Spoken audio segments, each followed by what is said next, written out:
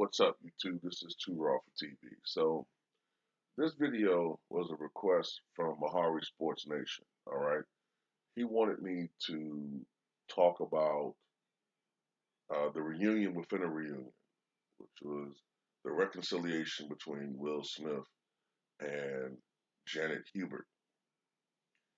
And he did a very good piece on his channel about it. Excellent piece. You should subscribe to his channel if you're not subscribed to Mahari Sports Nation. Um, he wanted me to do a take on it because he was really young at the time when that show aired. He's only really watched it in reruns, so he wanted someone who was a little bit older to give a different perspective on it. So I didn't forget the request. I've had a lot of requests. I was waiting to have a good time to talk about it. But this is my take on it. I agree with virtually everything you said. Um, Will Smith partially took that role out of financial necessity. As a rapper, he had a couple of moderate hits with he and DJ Jazzy Jeff. Um, when he was offered this role on NBC, and I think that at the time he might have been intimidated to take a role like that. He was a rapper, not an actor, but Quincy Jones convinced him to take the role. And I think the person that had an even harder time being convinced of being on the show was DJ Jazzy Jeff, who ultimately had one of the funnier characters on that show. Kind of reminds me of like his role on that show was kind of similar to like maybe Waldo on Family Matters, right? But ultimately, Fresh Prince was one of the best sitcoms, period, on television in the 1990s. One of the most consistently funny shows on NBC, period, and on TV, period, and not just black sitcoms. But if you want to, you know, talk about black sitcoms, then the best in the 90s were The Fresh Prince, Martin, Living Single, and Family Matters, in my opinion. But as great as the show was, it did come to an end in 1996. At that time, Will Smith wanted to move on, wisely, I guess. He had had great success. He in movies. He had been doing movies for a while. A while. The first one I can remember that he did, not saying it was the first one, but the first one I can remember him doing was 6 Degrees of Separation, which was a moderate success. Uh, he's done some stinkers. I remember that movie that he did with Whoopi Goldberg and Ted Danson back when they were dating each other. Something in America. I can't remember, but that movie sucked. But then come Independence Day, which was a huge hit. And at that time, that's when Will Smith wanted to move on. And he transitioned to being a huge megastar. Um, but the, I want to say, I guess the blemish on The Fresh Prince of Bel-Air was the falling out between Will Smith and Janet Hubert, who played his aunt, Aunt Viv on the show for the first 3 seasons before she was replaced by Daphne Maxwell Reid. There were reports of screaming on the set, screaming at each other, these two. And I think it has to do with the fact that oftentimes people who are similar to one another uh, often have the hardest times getting along with each other. From what I've read about these two, this is what I think, okay?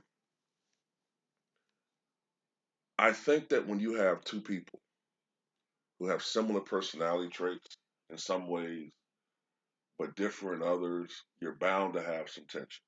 I think these are two people who eternalize their difficulties with each other or with other people. And it was a lack of communication going on. I think if they just simply sat down and opened up and talked to each other, maybe, you know, things could have gone differently. But I want to start with Janet Hubert's side. Okay. This is a woman at the time who was known as Janet Hubert Whitten. She was still married to her husband, then James Whitten, who she divorced a year after the show. Well, after she left the show. At the time, she was pregnant. So you're dealing with the issue of a pregnancy, which they wrote into the show. But she was having a lot of problems at home. I know she says that a lot. You know, um, I'm assuming when she says that, uh, I think she's talking about not only tension with her husband or violence or whatever, but I also get the sense that since it may have been infidelity going on too. I don't know, but there was a lot of tension going on in her home life. Now you could say that she should have been more professional and tried to keep that at home. But it may have been a very intense situation to the point where she couldn't help but sometimes bring it to the workplace.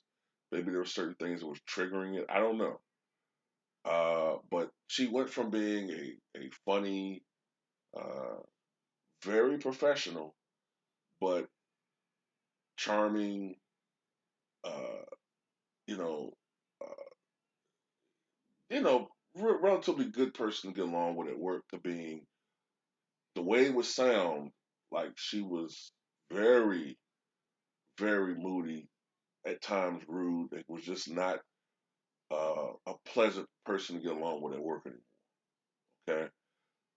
Another thing that was going on is that NBC had cut her role down that season. She wasn't making as many appearances as other people in the cast, and so consequently they cut her salary. Now, mind you, this is a woman who's pregnant and about to have a baby. So that's adding stress. Not to mention the fact, let's be honest, she's a dark skinned black woman. Dark skinned black women in Hollywood, in my opinion, are the most discriminated group in Hollywood, period. Remember, if you want me to emphasize this point to you, remember Jo Marie Payton?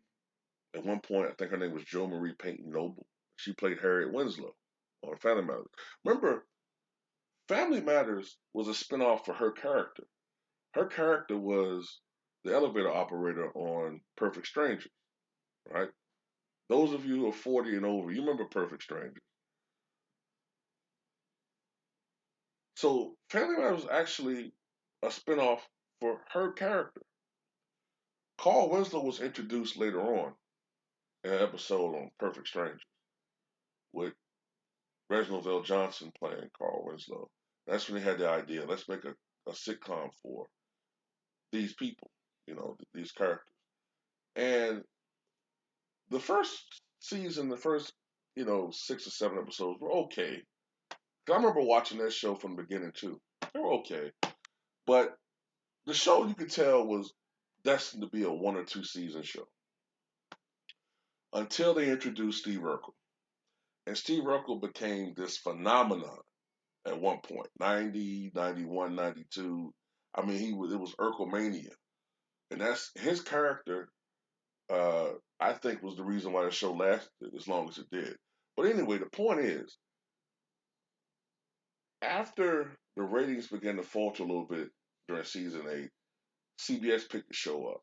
And they did not treat Jo Marie Payton with the respect she deserved. They ultimately replaced her with the woman, I can't remember her name, but the woman that played Gina's mother on Martin, you know, who, by the way, was a lighter complexion.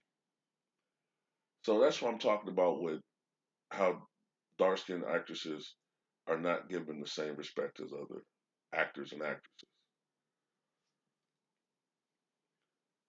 So Jenna Hubert, you know what I'm saying, is going through all of this, going through all this BS. Okay. Yes, she could have been more professional, but look, man, that had to be a very stressful time for her. And if you're looking at it from her perspective, she probably was annoyed with Will Smith. First of all, Janet Hubert was a classically trained actress. She's in her mid 30s at the time, I believe. And here's Will Smith. So if this is 1993, here's Will Smith, 25, 24 years old at the time, right? 24 going on 25 years old. He's a kid, right? And the show is basically revolved around him. And if you're an actor, you think he doesn't really take this show seriously. There's probably was some professional jealousy. She probably didn't like the fact that he had more pull than her. I'm pretty sure she didn't like that. Because this is a guy that went from being just a rapper, a moderately successful rapper, to being one of the biggest stars on NBC. And you did hear stories about his ego, how his ego had gotten kind of out of control by then. You know what I'm saying? Like his ego was really, really out of control at that time. But then again, you hear the same stories about Eddie Murphy and other people, Richard Pryor. The first couple of years when they were huge, they became stars. They were monsters. So that does sound believable. I can understand Will Smith in his youth. You know what I'm saying? Probably was hard to deal with. Um, One thing that Will also said was that he came from a violent household. His father was kind of a violent guy, and to sort of ease the tension, he would crack jokes, be funny. So maybe like how his character on the show did, and maybe how, like, for instance, Hawkeye Pierce on MASH would do that, sort of cut the tension of the war or situations, right? But she didn't like shit like that. See, he thought that was his way of easing tension. You know, maybe she saw that as just him being immature. Like this guy's just a fucking clown. But yet, they're catering to him, raising his salary every year, and they want to cut mine. Fuck him. That's probably how she was thinking. You know, and that's ultimately probably why she left. She was like, you know what? If you guys not going to pay me anything, and you guys want to cut my salary further, fuck you. I'm not gonna. I'm leaving. That's why they replaced her. But on Will's side, this is what he said. He was saying, look, this show basically saved me. I was in a terrible financial situation. Okay. This show has saved me not only financially but professionally. And he saw the people on the show as family. Um, I think you can see genuinely cared about the people that he worked with. You can kind of look at that show and you can get a really good grasp of, you can kind of tell sometimes when you're watching people work and you could see the chemistry. You could see like whether or not these are just actors who are being paid to work with each other, but they can't really stand each other. So like how Fred and Ethel Mertz from I Love Lucy, they hated each other in real life. I mean, when I say hate each other, they hated each other. William Frawley and what's her name, Vivian Vance. They hated each other in real life. As a matter of fact, when William Frawley died in 1966, or reportedly when she found out, um, I think she was at a party or something, and when she found out that William Frawley died, the first thing she said was, "Drinks on me, drinks on the house, everybody." Like she celebrated. She hated his fucking ass. But with that show, you don't get that. You don't get that impression. You get that impression that they really cared about each other. And when Janet Hubert was threatening to leave, I think that he said that threatened his success. It threatened his security because it could have meant the end of the show. You know what I'm saying? It could have meant the end of the show, technically. Now, when she left, they replaced her with Daphne Maxwell Reed, um, who's a fine actress, but if you watch the last few episodes, you could see how they kind of, I don't want to say they phased Aunt Viv out, but her character was bland. It was blah, like there was nothing really there. You know what I'm saying? Like it was like she was, I don't know, it was just she just didn't have the same life as Aunt Viv, the first Aunt Viv. You know what I'm saying? The fire. You know what I'm saying? She was almost like a 1950s like stereotypical like second class citizen mom shit. You know, I don't know, but Janet really took it hard. I mean, she really took it hard because after that show ended, after her tenure with the show ended, it's basically like her career came to an end. And as she said, when you're a black woman in Hollywood and you have a reputation for being like hard to deal with, that's the kiss of death. They already are going to underpay you anyway, you know. And if you all the stories you hear about her yelling at people, screaming at people, um, yeah, people are just gonna people are just gonna write you off as the typical angry black woman, and they're not gonna work with you anymore. And she blamed Will Smith for ruining her career, and there was a lot of tension and hatred over the next 20 plus years. I mean, a lot. Even as recently as like 6 or 7 years ago, I remember her on a TMZ video saying she would never appear in a reunion with Will Smith. Never, never.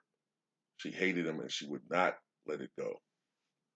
Um, so I think now what you see are two people who are older, wiser, in particular with Will Smith. He's now 52 years old, and he's a much, much older individual. And let's be honest, he now has experienced some pain when it comes to extramarital situations or marriage in general. He's had children. So he now has life experience he did not have 27 years ago. So now he can cope with and understand why Jenna was acting the way why Jenna was acting the way she was acting at the time, why she might have been lashing out, and you know, that's one of the things I love. I love when people are able to get past, you know, pain and to forgive when it's. I think it's something that is healing for both parties. Like when Magic Johnson and Isaiah Thomas finally, you know, let that shit go. You know, uh, but in the end, I'm glad that they have reconciled. I only wish that James Avery was still here. I really do. James Avery was a fine actor. No matter what you might think about his personal life, and I never knew whether it's true or not. It could have just been a Hollywood rumor because they tend to do that too. But no matter the case, he had one of the most iconic roles. I think he had the most well-rounded overall role as a black father. Now, James Evans didn't play, but neither did Uncle Phil. You know what I'm saying? Uncle Phil had the sensitivity that James Evans lacked a little bit, but he also knew how to put his foot in your ass when he had to. So his character is missed. He's missed even more. And that's my take on all this. Tell me what you guys think.